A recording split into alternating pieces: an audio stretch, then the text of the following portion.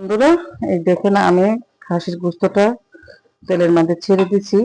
এখন আমি একে একে করে সব মশলা দিয়ে দিব। আর যে এখানে বাটা মশলাটা এটাও দিয়ে দিব।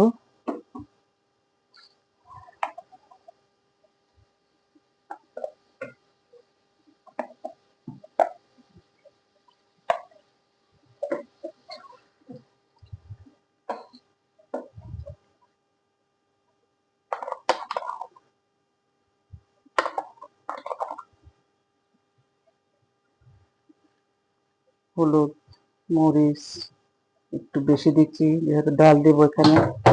ধনিয়া,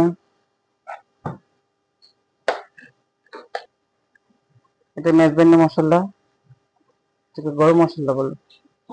জিরা জিরা দিয়ে দিচ্ছি পরিমাণ মতো। তো বন্ধুরা, আজকে আমি এই ছাগলের মানে খাসি বলি আর ছাগল বলি, এটা দিয়ে আমি আজকে আমাদের এখানে চট্টগ্রামের মানুষ বলে এটা চনার ডাল।